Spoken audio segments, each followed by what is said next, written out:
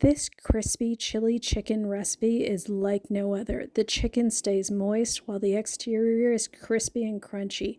In addition to which, at the end, I share with you my delicious, flavorful, low-calorie dipping sauce. I'm so looking forward to sharing with you this recipe for crispy chili chicken.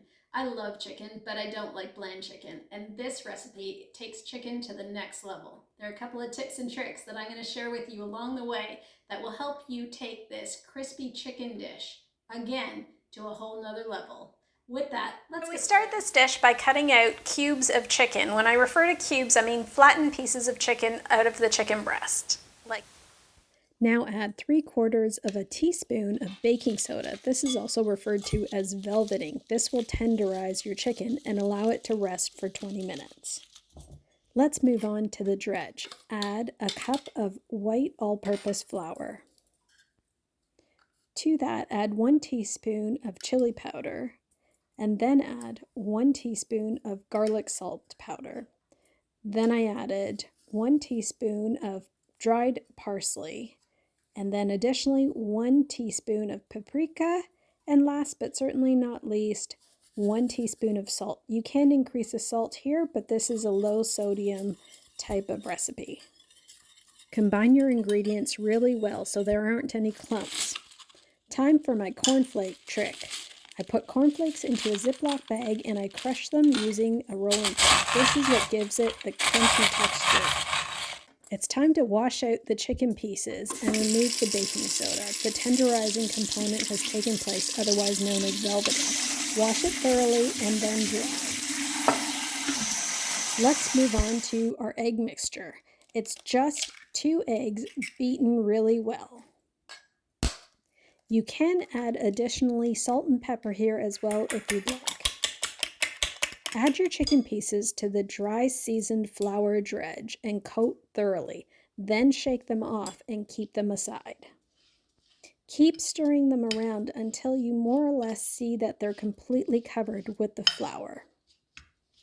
Now that they're completely covered, remove them to a sheet pan so that you can isolate your flour dredge.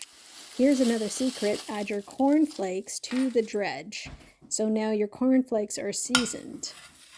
Mix it really thoroughly so that you get a good combination between the cornflake bits and pieces and your seasoned flour dredge.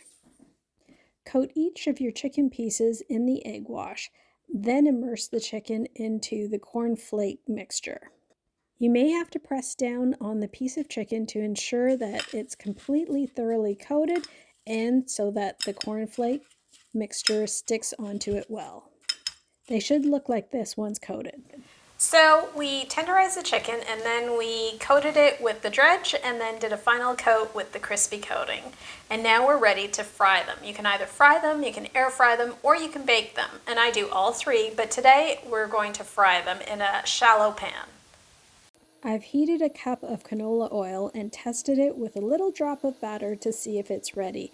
And as you can see, there are bubbles forming around the pieces that I'm putting into the pan. I take careful note as to which piece I put in first because that is also the piece that I'm going to turn over first. The first side takes about a minute to a minute and a half to fry. When you see that the bottom's browned quite a bit, it's time to turn them over, and then I continue in the same process that I put them in to the pan in the first place. Now that they're flipped over, I allow the first piece to stand for another minute to a minute and a half to continue to fry. It never hurts to split one open to ensure they're cooked. As crispy as any other chicken. Can you hear it? Time to make the chili sauce. To lighten the dish, add 2 tablespoons of yogurt. To that, I added about 1.5 teaspoons of sriracha and 1/2 teaspoon of chili oil. Combine your ingredients really well. Yogurt is a great carrier for the flavor as opposed to mayonnaise. It's a lot lighter. Occasionally I add herbs into this mixture as well, and along with a spicier chili oil mix. Once it's all combined, it's ready to go. As always, this is my favorite part where we get to taste the finished product.